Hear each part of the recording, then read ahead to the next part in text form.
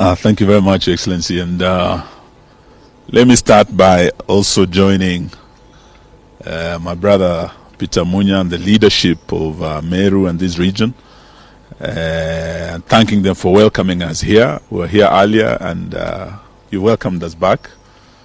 Wanasema ahadi ni deni na tuko hapa kulipa deni, tulikuwa tumesema tutarudi. But we have come back on a very special day in the history of our country, Saba Day. This is a day that Kenyans came out and died to bring an end to a dictatorship. And it's as a result of those who came out and died. They went to Kamkunji, they took on a dictator, that Section 2A was removed and a new constitution was birthed in our country.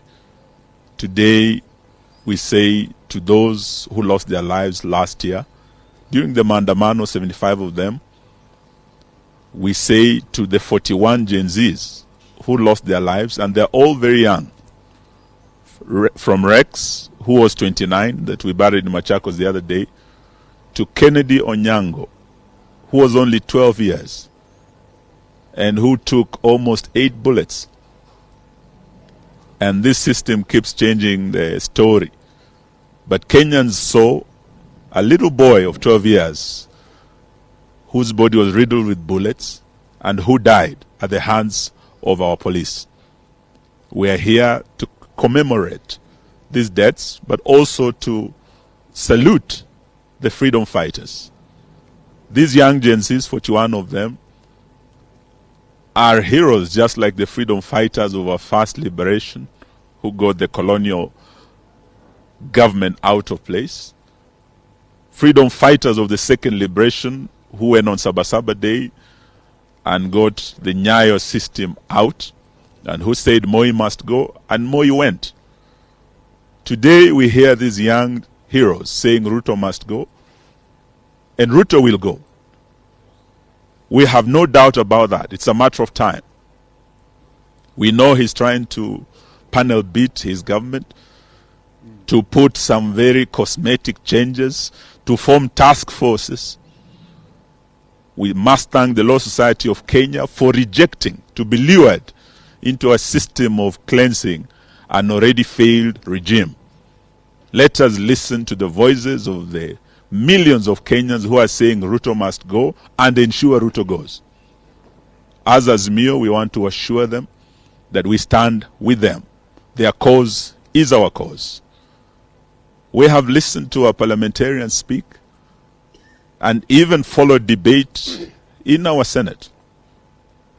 And we heard some of our parliamentarians say blood was shed on the hallowed grounds of Parliament, and that Parliament needs cleansing. Senator Wambua, the only way we can cleanse our Parliament is by acknowledging that what happened was a vote of no confidence in the Parliament of Kenya. And when the people went in and took the mess, they took back their power. They exercised their constitutional right under Article 1, and Parliament stands impeached. The only way to cleanse this Parliament is to ensure that we have an IEBC in place, and that's why I agree with His Excellency that Ruto should sign assent to the IEBC bill so that we reconstitute IEBC and prepare for a fresh election where this Parliament should seek fresh mandate. And Ruto must realize that he and his government no longer enjoys the confidence of the people of the Republic of Kenya.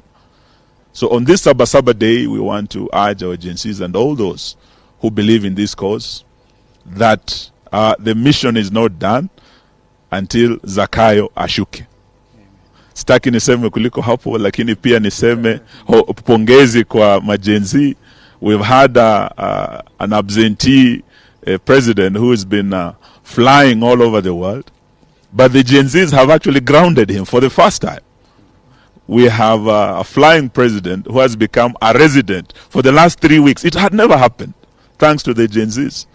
Lazima tuwashukuru kwa hii na tuambie wakaze kamba kabisa. So Yes, they've saved us a lot of money, and I want to invite my brother Munya, and as he comes, we served with him as the Minister for Agriculture.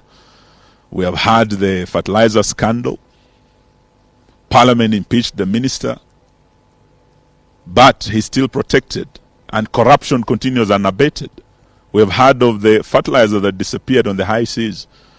And the only way we can cleanse this is really by getting a new government in place. And as the last Minister for Defense, I want to request that the Commander-in-Chief cancels the deployment order that he gave for the military to come out against the citizens of the Republic, the youth of the Republic.